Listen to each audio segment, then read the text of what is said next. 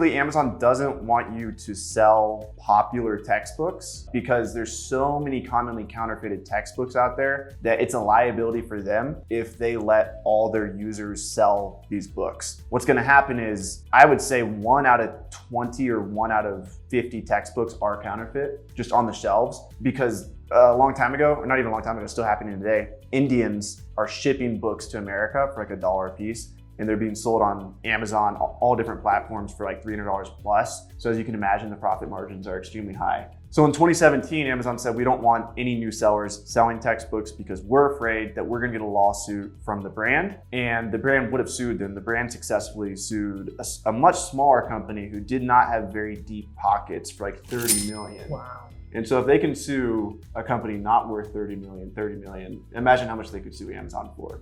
And so Amazon said, all right, we're not going to allow any new people to sell textbooks. Meanwhile, young Avery is out there, and I know nothing about this. And I'm like, hey guys, send me all your books. And I don't really understand why Amazon's restricting people, blah, blah, blah.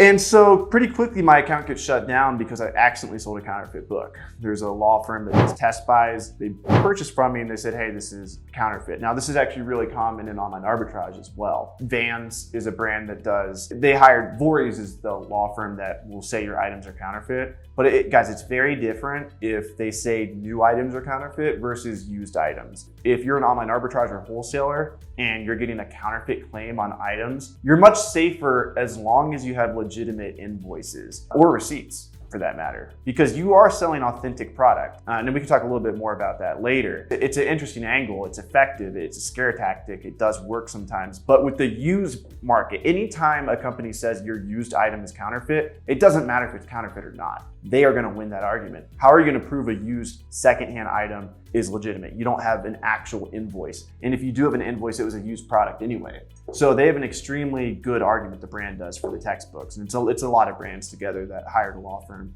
And so I get my first Amazon account shut down and I'm like, okay, great. I'm going to keep running this business, because I went from doing like 10 to 20,000 a month at pretty decent profit margin, just thrifting, just hustling really hard. That was sales. And I probably was like a 30 to 40% profit margin. And that was damn good for a 23-year-old kid, you know, like I was proud of myself. But then I went to 80,000 a month and I was making like 20K profit in my pocket. And I'm just like, I can't let this business go. So what did I do? I partnered with other people who could sell textbooks still, because I figured Amazon trusts them. We're not going to sell counterfeit books intentionally, and let's just sell all the books on their account. So long story short, every friend I partnered with eventually got their accounts shut down too.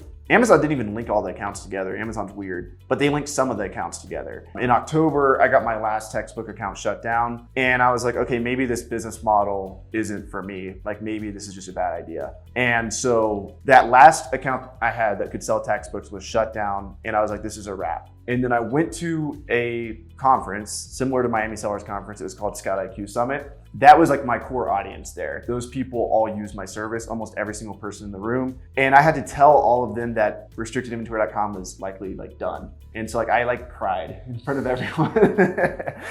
But it was like me emotionally being like, hey guys, like this business model is no longer here. And then I actually partnered with someone at that event, and restrictedinventory.com is still alive to this day because I partnered with him. And this person has an Amazon account that is trusted by the brand. The brand actually visited his warehouse and said, we trust you to sell textbooks because you have all your systems in place. He paid to become part of the program, whatever. And so now he actually keeps a majority of the profit. Restrictedinventory.com is still around, but I had that one last account shut down. So in the meantime, I'm still operating my regular Amazon business, online arbitrage, wholesale, whatever. Fast forward to 2 weeks ago, actually fast forward to March of last year. This is kind of technical, so it might be boring, but in March, they connected my account to the account that was shut down in October. And they said, your Amazon account is shut down because it's connected to another Amazon account that's shut down, the one that was selling textbooks. And they said, you can have your account back if you get this account back first. I got my friend's account back. I paid the law firm a settlement fee, and Amazon said, hey, you can have your account back. So they actually gave this account back, but they kept my account suspended. And the only reason why my account was suspended was because it was connected to this account. Now that this account was back up, and this is about to get so technical, I'm gonna lose most people, but I'm gonna say it anyway, just in case someone from Amazon out there is watching. So when my account got suspended, I had 2 accounts, actually 3 accounts. And I legally set up all these accounts. I called Amazon every time and said, hey, I want to set up another account. I want to set up another account. So like I did not go against Amazon terms of service. Maybe I was against Amazon terms of service for selling a ton of inventory on a friend's account, but I don't even think that's technically against Amazon terms of service. But Amazon considered this account my account because I was managing it. So this account's back. I have two accounts that are shut down. I had one account left. And so the two accounts that are shut down now, they're telling me you can only get your accounts back if and only if you get the other account that's back. And it's two accounts that are mine that are shut down. And I'm like, how am I supposed to get either of these accounts back when the only reason why they were shut down is because this account shut down and you're not listening to my plan of action for this account being reactivated. So then I'm like, okay, these two accounts they're never gonna get back. And so I was selling on my last account that I had, and that I got that account up to $90,000 a month at a $25,000 profit every 30 days. And it was gonna be way more. Like me and my friend was doing like $50K a month, he still is. And so that account had a lot of promise, but then they shut that account down for being linked to my other two accounts. So like now I have 3 accounts shut down only for being related to each other. And to make it even more complicated, and this is a huge issue in the Amazon community, they linked my accounts to almost every account that I had user permissions access to, or people that had user permissions access to me. And so one of my friends got his account shut down, my cousin's got his account shut down, and my mom, all who I never did business with ever. And they had access to my account at one point via user permissions, and Amazon counts that as a login. So now these 3 innocent people, am I innocent? I don't know. You tell me based on that story I just told. Am I innocent or not? Drop in the comments below if you think I should be in Amazon jail forever.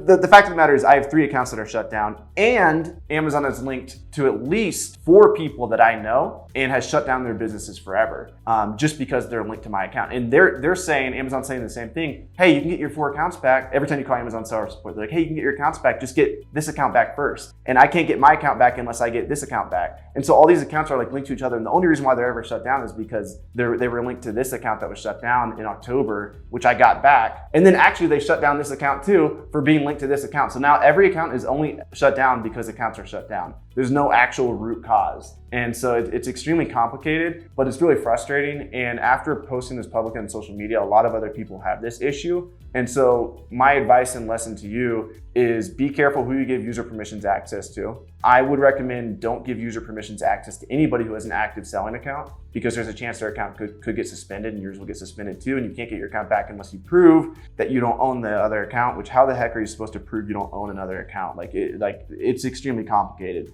I'm hopeful that I'll get my accounts back one day, but I'm actually using this as a blessing in disguise. I'm looking at it that way to focus on my other businesses. But a lot of people have come out of the woodworks and told me like, hey, I'm dealing with similar issues. And so Amazon, do your job, give people their accounts back. If you don't want me to sell on Amazon, that's okay. If you think I violated terms of service too much with restrictedinventory.com, which doesn't even really make sense because I'm still running restrictedinventory.com. So obviously they don't care about that much, but they do want to keep my accounts suspended for whatever reason. Who knows the exact reason why they're keeping my accounts suspended? I think it's just such a complex issue that the Amazon performance team doesn't have time to look at it. You know, they have 4 minutes to look at your plan of action. Really? They have 4 minutes.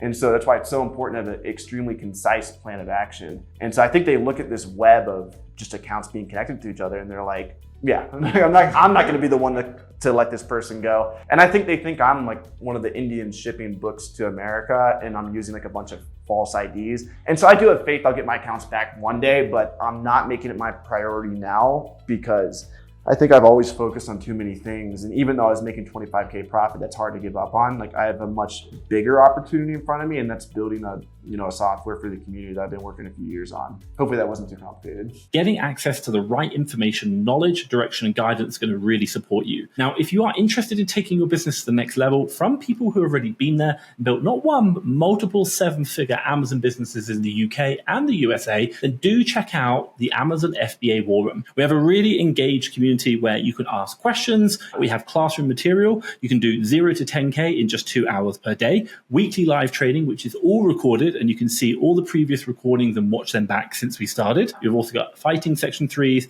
and we do a weekly live Q&A session. You can watch them all back, see the handouts, get everything you need to know. And right now, there is a free 7-day trial, and I'll drop a link down in the description. You can access this and get started scaling your business. Join us on the weekly live calls. Get the information you need to scale.